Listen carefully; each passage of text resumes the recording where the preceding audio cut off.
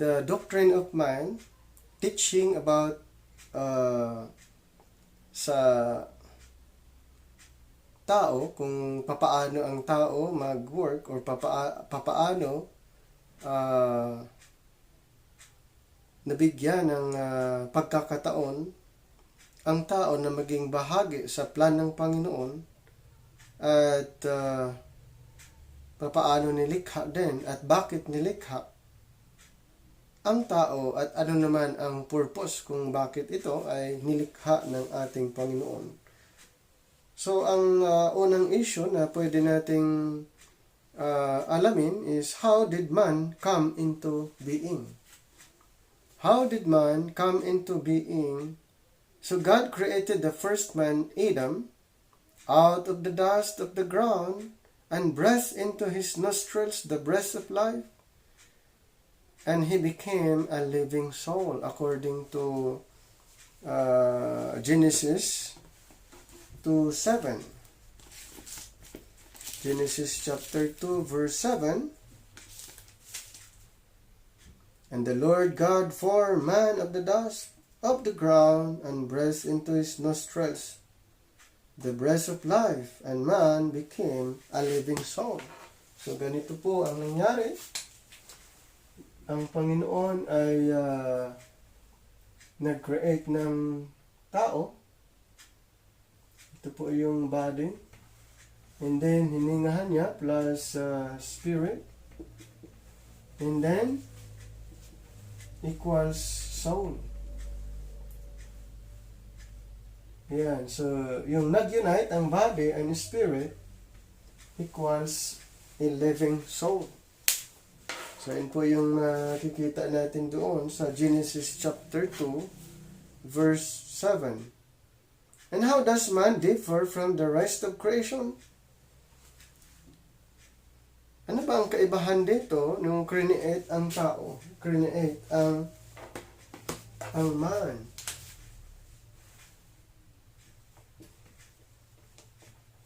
Okay? Ano naman ang kaibahan dito? I-compare natin sa mga ibang creation ng ating Panginoon. Man was created in the image of God. So, ang kaibahan lang po dito na ang tao ay create ayon sa image and likeness of God.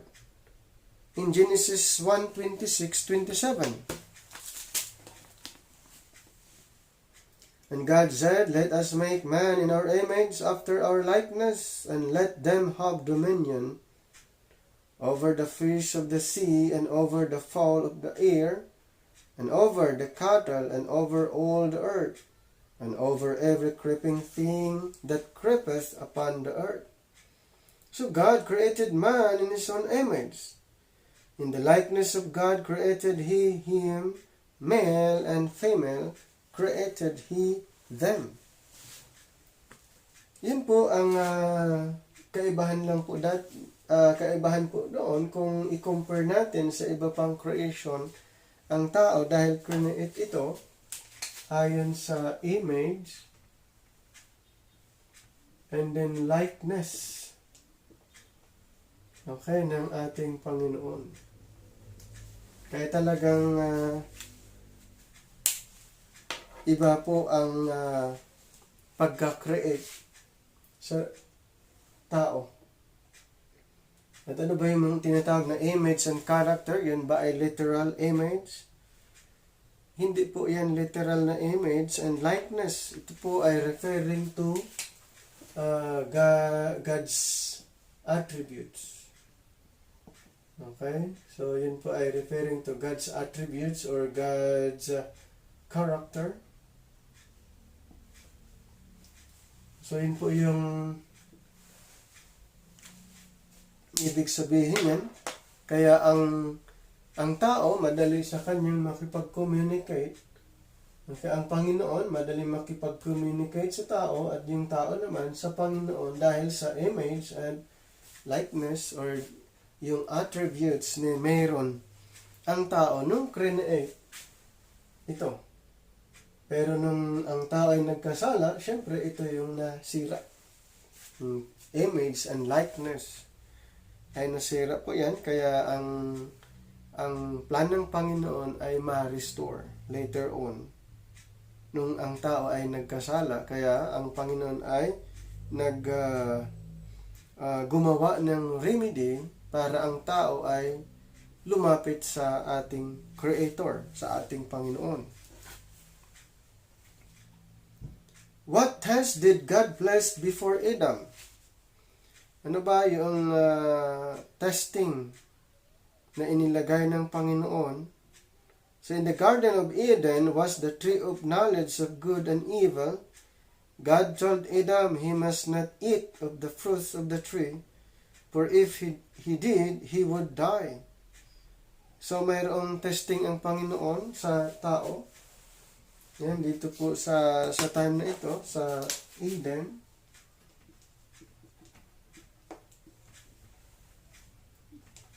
So mayroon po siyang inilagay doon at pinagbawal the forbidden fruits. So pinagbawalan ang tao na kumain doon. So yun po yung testing. Pero yun nga, kung mapansin po natin ay hindi nila nasunod ang sinabi ng Panginoon, yung test ng Panginoon. Hindi po sila pumasa doon dahil sila po ay nag-disobey. So napaka-clear yung sinabi ng Panginoon dito sa Genesis 2:17, but of the tree of the knowledge of good and evil thou shalt not eat of it, for in the day that thou eatest thereof thou shalt surely die. Yan po yung sinabi yun yung testing ng ating Panginoon sa tao. And then, why did God give Adam this test? Bakit kaya ay ibinigay ng Panginoon ang testing na ito? Adam was given this test to determine whether he would of his own choice obey God. So yun pala ang reason kung bakit ang Panginoon ay nagbigay ng testing or pagsubok, or sabihin natin na dapat niyang gawin para malalaman kung ito si Adan ay talagang sumusunod sa ating Panginoon or sumunod sa ating Panginoon ayon sa kanyang choices. Romans 5:19.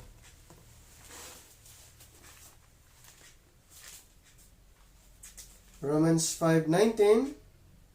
For as by one man's disobedience many were made sinners, so by the obedience of one shall many be made righteous. So ang nangyari po dito, kaya ang reason kung bakit ang Panginoon nagbigay ng test para malaman kung si Adan ay sumunod sa ating Panginoon. Pero ganun pa man ay hindi po niya talaga sinunod ang ating Panginoong Jesus o Panginoong Diyos nung time na yon. Kaya hindi siya pumasa doon sa test ng ating Panginoong Diyos. Dahil hindi nga niya nasunod ang sinabi ng ating Panginoon.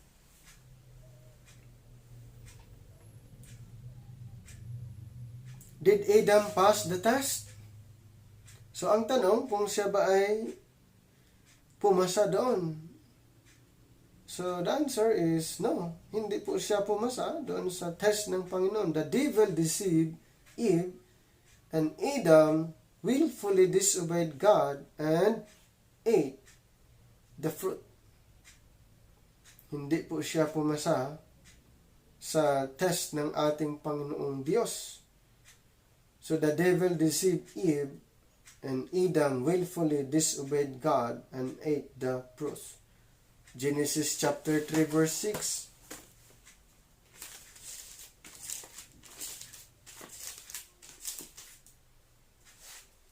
And when the woman saw that the tree was good for food, and that it was pleasant to the eyes, and a tree to be desired to make one wise, she took of the fruits thereof and did it, and gave also unto her husband with her, and he did it. Ganun po ang nangyari, ay hindi sila talagang pumasa doon sa test ng ating Panginoon. So, dito malalaman natin o nalalaman natin na ang sinusunod o ang sinunod ng tao ay hindi yung plan ng ating Panginoon, ng ating Panginoong Diyos. 1 Timothy 2:14. 1 Timothy 2:14.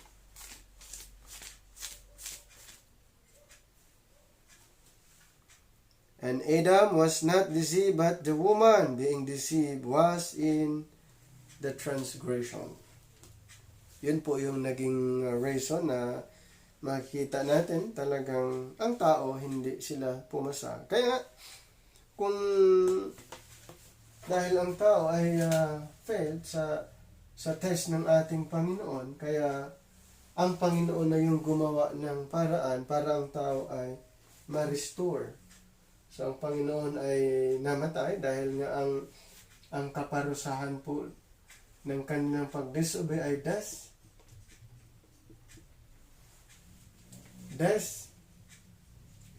So ang Panginoon ay namatay para tayo naman ay magkaroon ng buhay.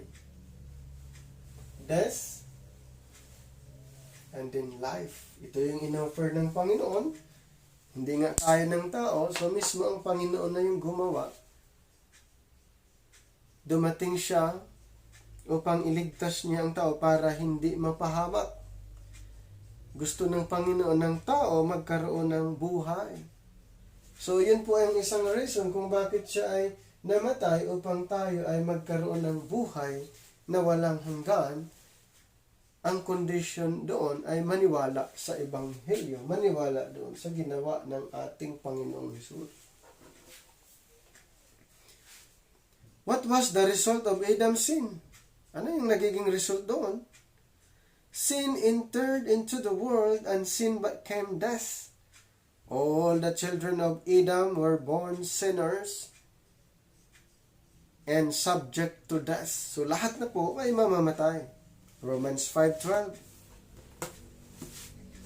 Romans 5:12. Wherefore, as by one man sin entered into the world, and death by sin, and so death passed upon all men, for all that all have sinned. Lahat na po ay mamamatay. Kaya mayroong tinatawag eternal death. Lahat po.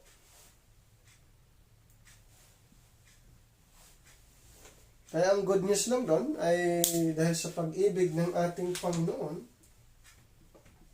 instead na lahat, yung ilan na lang ang pupunta dito, dahil yung naniniwala sa ating Panginoon ay magkaroon ng life hanggang sa eternity.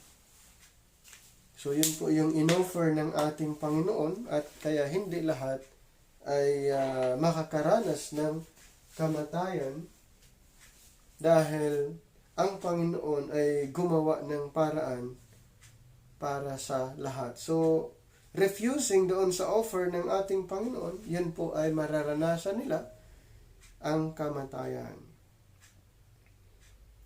Why do we say that mankind is totally depraved? Because of the fall of Adam, man is totally unable to achieve a righteous standing before God.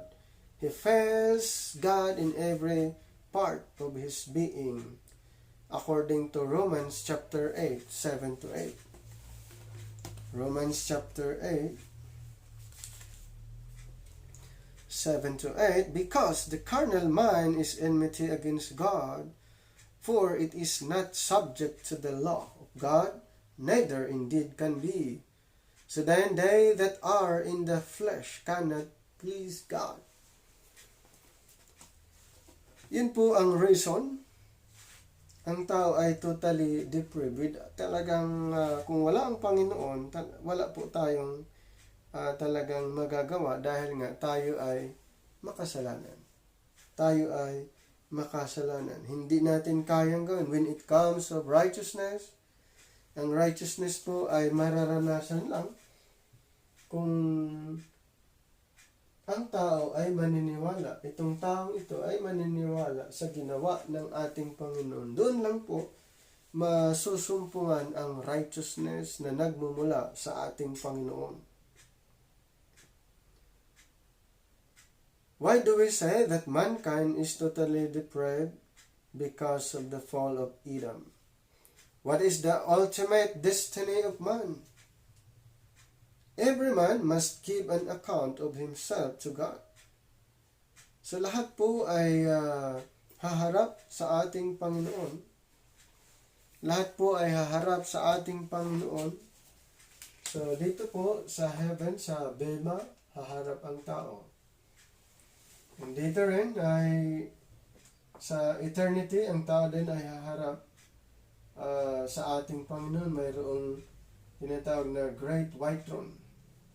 Great White Throne Judgment, ang tao din ay haharap. So,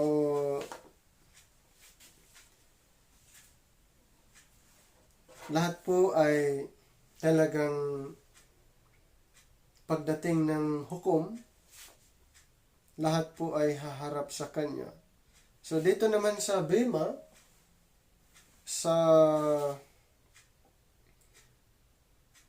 Romans 14:12,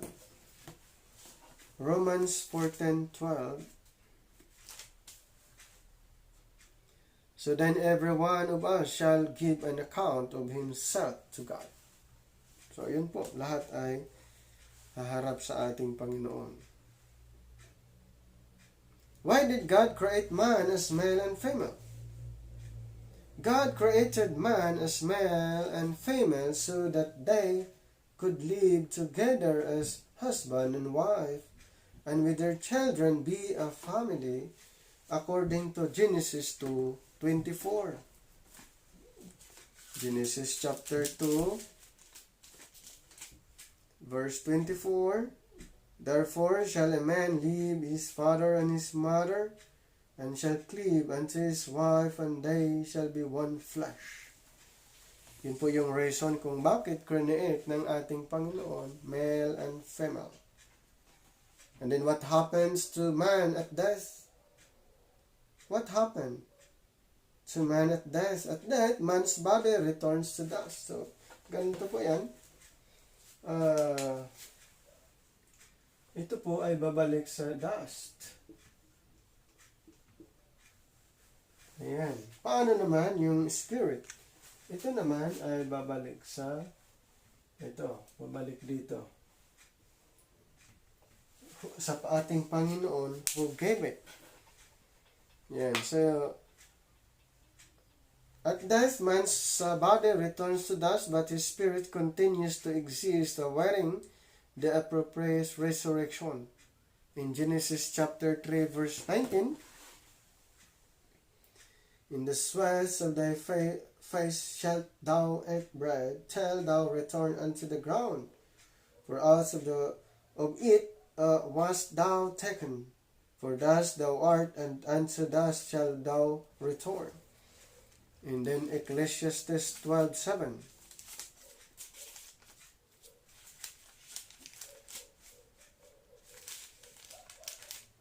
Ecclesiastes 12:7.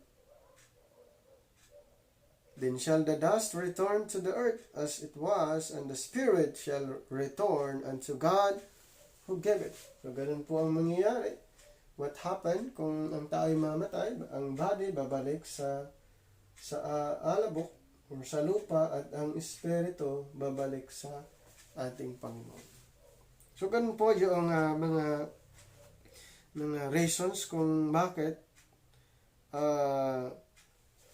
nilikha ng ating Panginoon ang tao, may mga tinatawag responsibility na ibinigay ng ating Panginoon sa tao pero hindi nagampanan ng tao. Kaya ang Panginoon gumawa ng paraan.